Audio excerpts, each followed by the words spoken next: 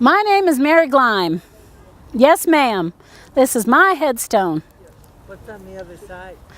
Well, it looks a little cleaner because I think it's got all those railroad boys waving at me and they're kind of shining it up on the other side. That's good. You see how my gravestone is not angled the same way as everybody else's? Well, somebody said it's because I want to be able to have the boys waving at me, but really it's because my niece and nephew bought such a big gravestone it wouldn't fit. So, there we are. My name is Mary Gleim.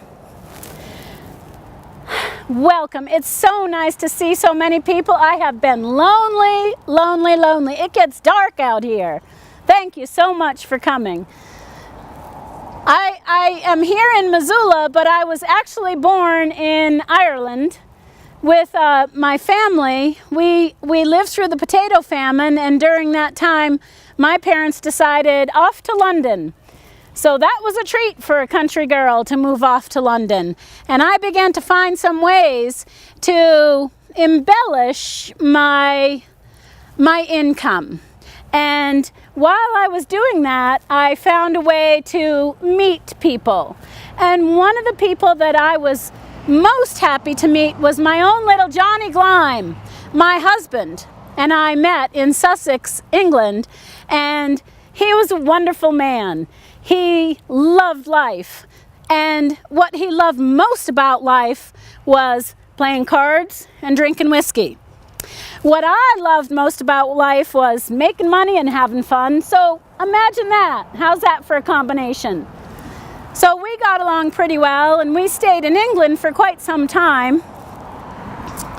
And after England, a few things happened there, and we thought, maybe it's time to move along. So Johnny was from St. Louis, so we thought we'd go home and I could meet Johnny's family and we could see how things were going to go with us coming back to the States to Johnny's home. And first we went to New York and we saw a little bit of New York, and then we ended up in St. Louis, and St. Louis society wasn't quite right for us. We stayed for a couple of years. He got to know his family again. I got to know them. They got to know me. And then we heard about the railroad going west. And so a little bit of wanderlust stuck in there. And we decided, maybe there's some potential there going out west. So we decided to come, and as we got out and we saw the Missoula Valley, we thought, this is it, folks. They need me here like you wouldn't believe. Here's all those railroad boys and all this beautiful land, and we decided this is where we're going to set up shop. So we looked around and we found, now see here, this is beautiful, but what I really love is Front Street. Front Street was really my home.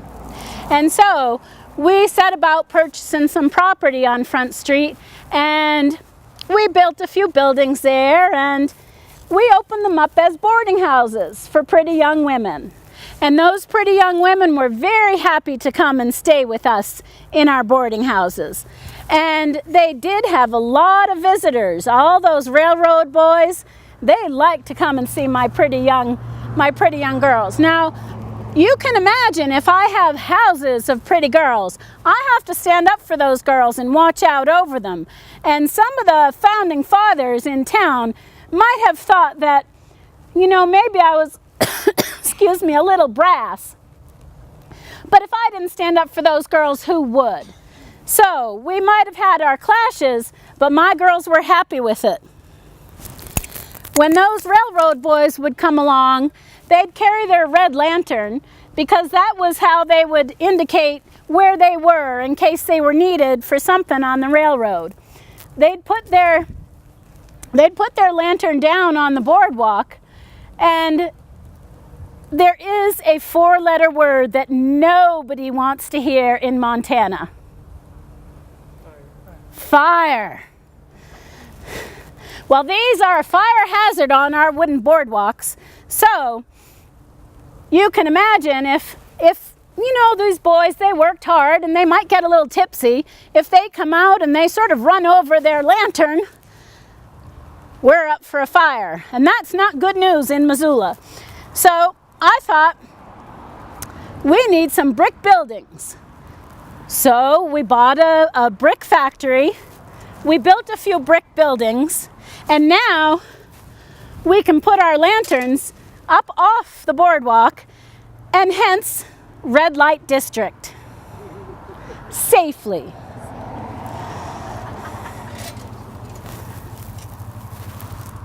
So those boys were just the love of my life, and I would say, you know, when I'm planted, I'm going to be right across from you. You boys have to toot and wave when you drive by on those trains. Pardon? Or four-wheelers. Or you too, when you leave, you toot and wave to me. I'll be happy to wave back to you. So things were going along in Missoula. Occasionally I'd venture out of town. I was able to get some property in St. Ignatius and Ronan, and even make my way to San Francisco. But before I tell you about that, I want to tell you that I entered into a contract here in Missoula, and I was able to get my sole trader license.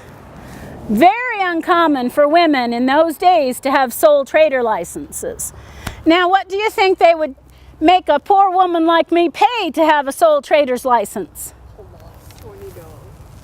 $10,000. Hey, what year? 1898. What do you think the men were paying in those days? $20. $20 to $50. But no, you see a woman come along and guess what happens? Sorry, gentlemen, but that was the case. So with my sole tradership, Johnny was happy as could be. I can do the business, he can do the playing, and life was just grand.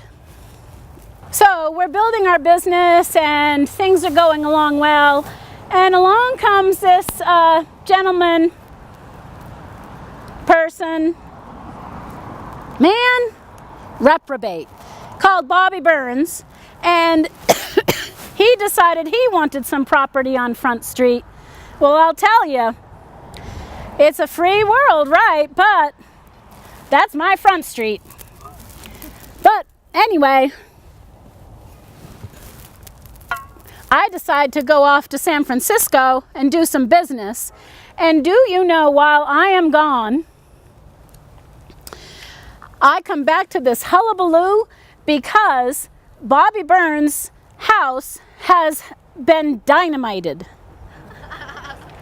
Now, Bobby Burns walked out just fine because apparently those that laid the dynamite laid it in the wrong house, in the house next door.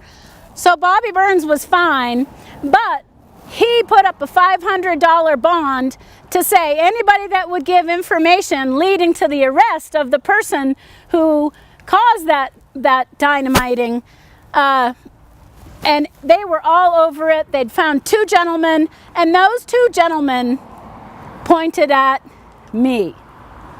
I said, I've been in San Francisco. How could I have been dynamiting somebody from San Francisco? Well, one thing led to another, into court, out of court, and they eventually turned one of those gentlemen into evidence, and he told stories and stories and stories about myself and this other person. Well, he even said that I talked about poisoning Bobby Burns' sugar.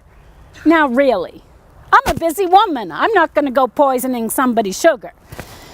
Well, long story short, the first witness, he goes off free. The second witness gets 14 years in Deer Lodge. Well, that's not looking all that good for me. So my lawyers are working hard, and I've got some pretty good lawyers, and they're working hard to get me free. Well, first of all, they wouldn't even let me post bond. So they decided that the only lawyer that was in town and could post my bond so I didn't have to be in jail while I awaited trial, they said it was a conflict of interest for him to post my bond. So I had to wait in the Missoula prison while it's not really a prison, but while I awaited trial. the good thing about that, I will say, is that they did let me out during the day and I could go about my business to collect my rents and so forth. But along came trial, and one more thing about that. My lawyers did try to get me off of having to have a bond because they said, well, with her size and her mouth, she could never hide. So they didn't buy that one either. Off we go to trial, and they have a jury convict me of attempted murder and 14 years in Deer Lodge. 14 years of hard labor in Deer Lodge. And they thought, the entire town thought that I was going to erupt in that courthouse, but I'll tell you, I was a cucumber. And I knew that they were going to do something like that to try to get me out of town, to get me out of the profitable business. Just think of all we supported in Missoula. We all used the mercantile, we bought fuel, so many things. And here they are wanting to ship me off to Deer Lodge. Well, off I go, and right away we start. We have to have our plan. So my lawyers, now I have lawyers from Helena versus Missoula, and my Helena lawyers make an appeal.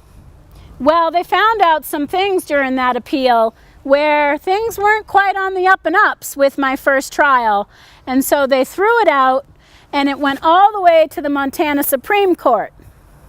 So here I am back in town again, folks, for my new trial. And many things happened during that time that were quite interesting. Of the most interest was that Bobby Burns, he just up and had a heart attack one day on the Higgins Ave Bridge. And so then they decided that there really was no need to go forward with my case.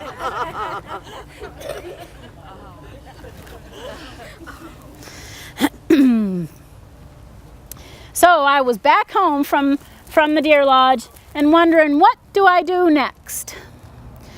So I decided to put my energies into rebuilding my business.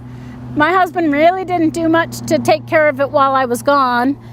And also while I was gone, his health had begun to fail. Seems like his good times were a little bit catching up on him.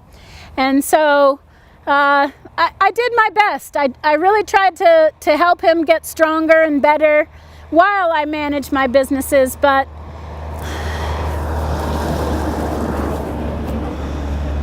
it was of no avail.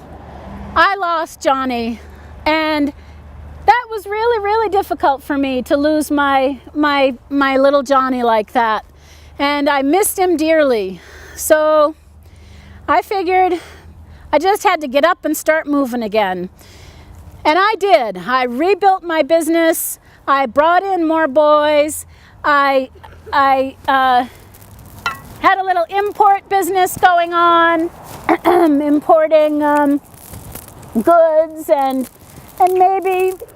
maybe there would be extra people moving in my imported goods, and they would come and work on the railroads. And after a while, I just wondered what I was going to do next. But I didn't have to wonder for long,